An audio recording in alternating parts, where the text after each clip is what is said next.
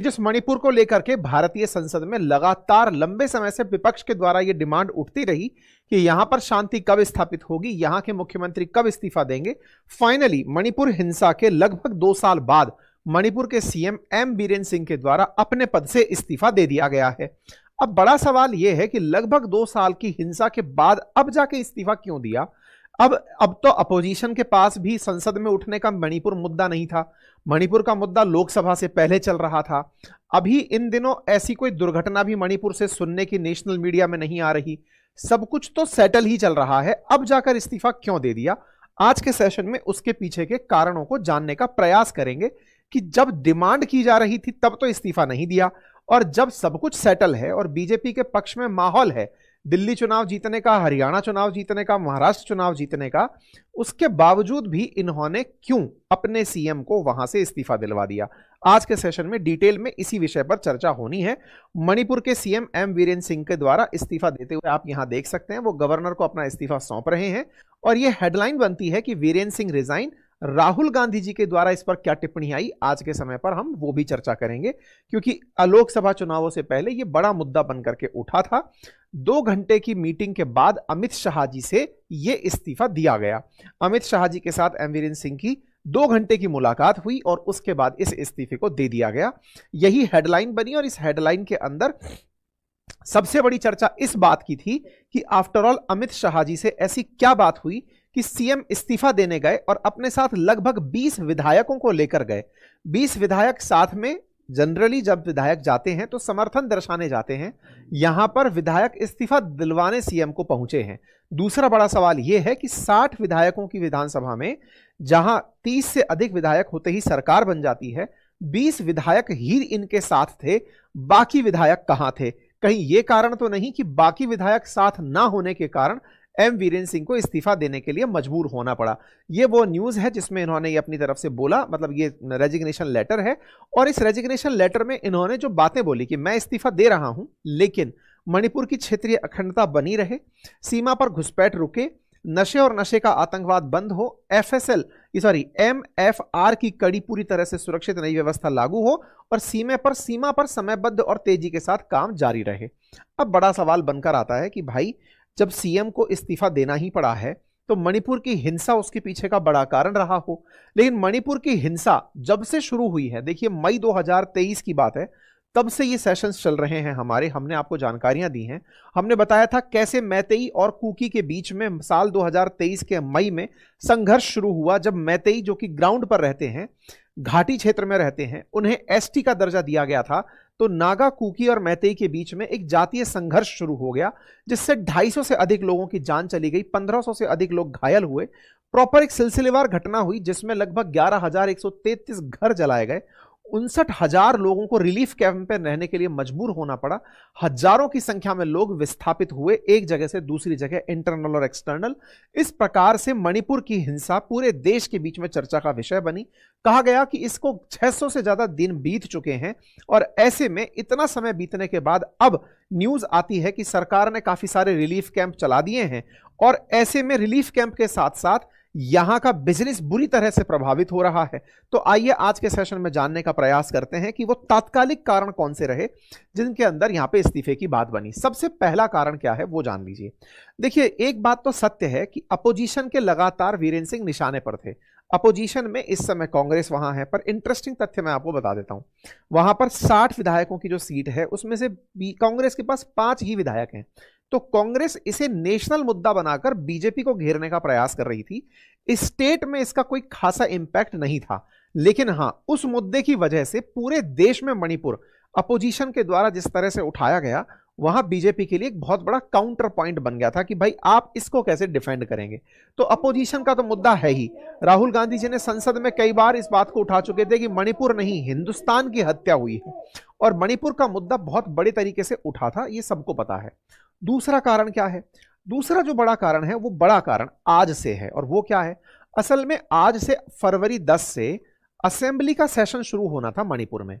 हालांकि इस सेशन को अभी स्थगित कर दिया गया है, लेकिन आज से शुरू हो रहे इस सेशन में कांग्रेस अविश्वास प्रस्ताव लाने जा रही थी एम वीरेन सिंह के खिलाफ। बोले इसका क्या मतलब है? एम वीरेंद्र सिंह के खिलाफ अविश्वास का मतलब है कि एक प्रस्ताव आएगा, उसमें से 60 में से जो विधायक ये नहीं चाहते कि वीरेंद्र सिंह मुख्यमंत्री बने रहें, वो आकर अविश्वास के पक्ष में वोट दे दें। तो भले ही कांग्रेस के पास 5 ही विधायक हों, लेकिन डर यह था कि अब वीरेंद्र सिंह के समर्थन में जो एनडीए के अंदर विधायक हैं, वो एनडीए के जो विधायक हैं वो भी वीरेंद्र सिंह का समर्थन नहीं कर रहे। तो ऐसा ना हो कि अविश्वास प्रस्ताव में विप की अवहेलना करते हुए, क्योंकि ऐसा होता है कि आप जिस भी पार्टी से हैं, आपको अपने विधायकों को अपने पक्ष में वोट डालने के लिए एक विप जारी करना होता है कि भाई हम आपको विप जारी कर रहे हैं, आप इसके पक्ष में वोट दीजिएगा। लेकिन जब कोई वीरेंद्र सिंह से खुश ही नहीं है, तो क्या पता कि वो लोग वीरेंद्र सिंह के खिलाफ, विप के खिलाफ जाकर के अविश्वास प्रस्ताव में वोट दे दें, तो ये और बड़ा इंसल्ट हो जाएगा। तो अविश्वास प्रस्ताव का आना और विप के खिलाफ जाकर वोट देना, ये 2 बड़े डर थे। कांग्रेस के द्वारा नो कॉन्फिडेंस मोशन लाया जा रहा था। अब आप पूछेंगे ये तो पहले ही ले आती, 2 साल बाद लाने की क्या जरूरत थी, जो नो कॉन्फिडेंस मोशन से डर गए लोग। देखिए, पहले तक कांग्रेस ही खिलाफ थी एम वीरेंद्र सिंह के, लेकिन अब यहां पर बीजेपी के खुद विधायक वीरेंद्र सिंह के खिलाफ हैं। मतलब ये बीजेपी से ही विधायक हैं, खुद भी मुख्यमंत्री, लेकिन इनके ही लोग अब सीएम के खिलाफ हो गए हैं। सीएम के खिलाफ होना ही एक बड़ा कारण बन रहा है। तो कांग्रेस को एक अविश्वास प्रस्ताव बस लाना ही था, बाकी एनडीए के सहयोगी दल भी हो सकता है कि कांग्रेस के साथ उनके खिलाफ वोट दे देते। ऐसे में एक नैतिक दबाव तो बनता ही, और अगर मान लीजिए कि कांग्रेस और बीजेपी के कुछ रूसे हुए विधायक अगर मिलकर के वीरेंद्र सिंह के खिलाफ वोट करके उन्हें हरा देते, तो फिर सत्ता में बुरा भूचाल आ जाता।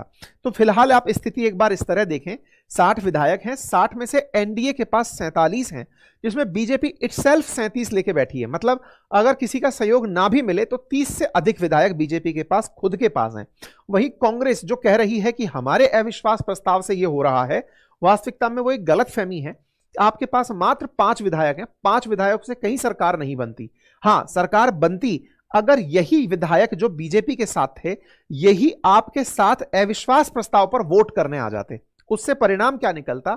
उससे वीरेंद्र सिंह पद से हट जाते और उनके स्थान पर फिर कोई नया मुख्यमंत्री बनता। लेकिन हां, इससे एक पॉलिटिकल हार प्रूव हो जाती बीजेपी की खुद की। तो कांग्रेस जिस बात का क्रेडिट ले रही है कि हमारे करने से यह हुआ है, नहीं, आप बस करने वाला नाम ले रहे हैं, क्रेडिट ले रहे हैं। टेक्निकली उनके अपने ही लोग उनके खिलाफ हो चुके हैं, क्योंकि वो राज्यपाल से मीटिंग के दौरान भी नहीं दिखे, सीएम से, वो गृह मंत्री से अलग से आकर वो लोग मिल चुके हैं, और वो खुलेआम बगावत कर रहे हैं वीरेंद्र सिंह के खिलाफ कि हम इस बंदे के साथ नहीं हैं। अब आप इधर देखें कि 12 बीजेपी के एमएलए जो हाल ही में सीएम मीटिंग बुलाया था नवंबर में 2024 में, उसमें गए ही नहीं। तो अब आप इस तरह से विचार कीजिए कि 37 विधायक कुल हो, 30 विधायक चाहिए होते हैं सरकार चलाने के लिए, बीजेपी के पास 37 विधायक हैं, 12 नहीं गए तो इसका मतलब 25 विधायक ही बचे। 25 विधायक बचे तो सरकार बनाने के लिए जो आवश्यक नंबर है वो नहीं मिला। तो जो इनके साथ के विधायक हैं वो ही वीरेंद्र सिंह के खिलाफ होना शुरू हो गए। दूसरा, जो अन्य पार्टियां हैं, एनपीएफ, जेडीयू, आईएनडी, ये धीरे धीरे अपना समर्थन हिंसा के साथ साथ पीछे लेती जा रही थी। जैसे यहां पर देखें, एफजेडीयू ने अपना विधायक सपोर्ट वापस ले लिया, जेडीयू के मणिपुर जेडीयू ने सपोर्ट वापस ले लिया, ऐसे ही नेशनल पीपल्स पार्टी ने अपना सपोर्ट वापस ले लिया। तो ये सब पार्टी एक एक करके अपना सपोर्ट वापस लेती जा रही थी। तो 47 तो नंबर था, 30 से ऊपर पर सरकार चल जाती, लेकिन जो 37 इटसेल्फ बीजेपी के हैं वो भी उसके साथ नहीं थे, है ना। तो आप यहां देखें, 7 बीजेपी लीडर्स तो अभी 5 फरवरी को उड़ करके दिल्ली पहुंचे, मणिपुर के chief minister M Virendra Singh के साथ में आकर के पहुंचे। मणिपुर के चीफ मिनिस्टर, 4 ऑफिशियल्स ये दिल्ली आकर पहुंचे हैं सीएम से, होम मिनिस्टर से मिलने। तो यहां आकर के होम मिनिस्टर से मुलाकात होती है। होम मिनिस्टर इस मामले को लंबे समय से मॉनिटर कर रहे थे। होम मिनिस्टर के साथ इनकी 2 घंटे की मुलाकात होती है और मुलाकात के तुरंत बाद ये जाकर इस्तीफा दे देते हैं। लेकिन इस बीच में एक बड़ा घटनाक्रम भी हुआ, और वो बड़ा घटनाक्रम क्या था कि 2-3 फरवरी को मणिपुर के जो गवर्नर अजय भल्ला हैं वो दिल्ली आए थे, और वहां पर आकर वो गृह मंत्री से मुलाकात किए थे, और उन्होंने अपनी रिपोर्ट गृह मंत्री को सौंपी थी कि साहब देखो, मुझे गड़बड़ लग रही है वीरेंद्र सिंह के मामले में। क्या गड़बड़ लग रही है, अब वो सुनिए। असल में कुकी समूह जो है ना, वो सुप्रीम कोर्ट गया हुआ है एम वीरेंद्र सिंह के खिलाफ, मैतेइयों के खिलाफ। तो सुप्रीम कोर्ट ने एम वीरेंद्र सिंह का एक ऑडियो वायरल हो रहा है, उसकी एफएसएल जांच करने का आदेश दे दिया। अब ये क्या होता है, मतलब फॉरेंसिक जांच करने का आदेश दे दिया। कहानी क्या है, असल मायने में क्या हुआ कि एम वीरेंद्र सिंह ने जिस समय हिंसा भड़क रही थी ना मणिपुर में, तब वो किसी व्यक्ति को कुछ बातें बोल रहे थे। वो बातें बड़ी आपत्तिजनक थी। आपत्तिजनक मतलब उनमें से कुछ बातें ऐसी थी कि यहां से हथियार छीन लिए जाएंगे तो भी चिंता मत करना, मैं किसी को कुछ नहीं होने दूंगा। उन बातों का सार निकल रहा था कुछ इस तरह से, कथित रूप से, कि वो हिंसा बढ़ाने की बातें कर रहे हैं और अपनी संरक्षण में मैतेइयों को हिंसा करने के लिए उकसा रहे हैं। वो ऑडियो क्लिप लीक हो गई। ऑडियो क्लिप लीक होने पर एफएसएल टीम को कहा गया सुप्रीम कोर्ट के द्वारा जांच करके बताएं कि यह आवाज सही है। एक प्राइवेट एजेंसी ने उस जांच को कर भी लिया और जानकारी से पता चला कि 93% जो बातें हैं ना, वो आवाज एज इट इज मैच कर रही है। किससे मैच कर रही है? एम वीरेंद्र सिंह से। तो एम वीरेंद्र सिंह से मैच करना भी एक गले में फांस बनकर निकल कर आया। ऐसे में ये दिल्ली आते हैं 5 फरवरी को, सीएम होम मिनिस्ट्री से मुलाकात होती है। होम मिनिस्टर इनसे मुलाकात नहीं कर पाते हैं, फिर ये महाकुंभ चले जाते हैं, वहां से लौट कर आते हैं, फिर दिल्ली में इनकी मुलाकात होती है। तब तक गृह मंत्री डिसाइड कर चुके होते हैं कि नहीं भाई, अब आपके खिलाफ माहौल काफी ज्यादा बन चुका है। और दूसरा, बीजेपी के पक्ष में इस समय माहौल है, क्योंकि लगातार चुनाव जीतकर प्रूव कर दिया बीजेपी ने कि अपोजिशन का हम पर कोई प्रेशर नहीं है। हम चुनाव जीत चुके हैं और चुनाव जीतने के बाद अपने नेता को बदल रहे हैं।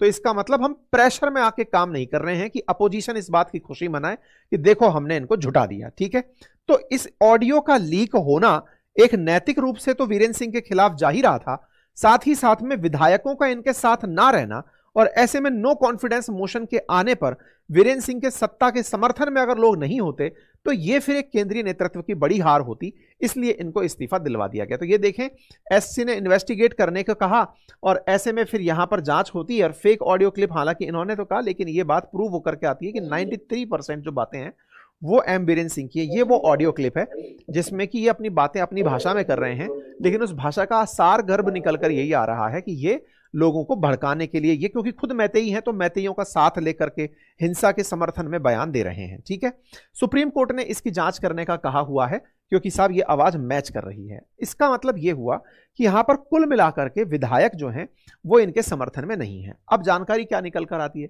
कि केवल 20 ही एनडीए विधायक इस मीटिंग में भाग लिए जो कि इन्होंने आज बुलाई थी। मतलब इस तरह से समझिए कि मणिपुर में एम वीरेंद्र सिंह के समर्थन में लोग ही नहीं आ रहे, जो इनके साथ के लोग हैं। तो 20 ही लोग साथ में, तो सत्ता वैसे ही नहीं चलती। तो इन्होंने खुद से ही इस्तीफा देना बेहतर समझा।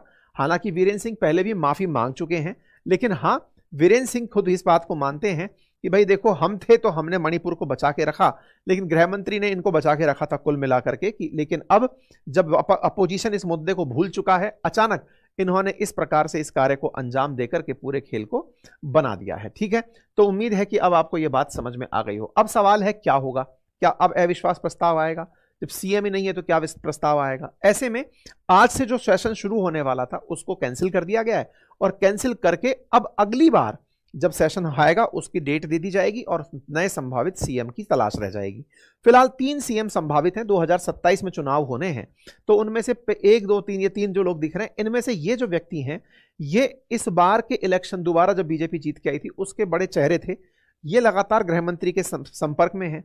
ये जो मैडम है ये इस समय पर बीजेपी की अध्यक्ष है मणिपुर की, तो इनकी चर्चा भी है और इनकी भी चर्चा हो रही है। तीनों के बारे में जान लेते हैं। पहला बीजेपी के थोंगसाम विश्वजीत सिंह हैं और इनके बारे में कहा जा रहा है कि 2023 में जब दोबारा जीत कर आई थी बीजेपी, उस समय ये प्रमुख चेहरा निकल कर आए थे। दूसरा, ये बीजेपी के पॉलिटिशियन हैं जो कि पहले कैबिनेट मंत्री रह चुके हैं, तो इनके नाम की भी चर्चाएं हो रही हैं। और तीसरी शारदा देवी हैं जो कि बीजेपी प्रेसिडेंट वर्तमान में है मणिपुर की। तो इन तीनों में से कोई एक संभावित सीएम बन सकता है। बाकी कब बनेगा सीएम ये तब तय होगा जब प्रधानमंत्री मोदी लौट कर आएंगे, क्योंकि मोदी जी इस समय यात्रा पर गए हुए हैं ट्रंप से मिलने। आज शाम के सेशन में कवर करेंगे कि क्या चर्चाएं हो सकती हैं, कैसे कुछ होगा, तमाम बातें। तो उम्मीद है कि आप सभी साथियों को यह जानकारी पसंद आई होगी।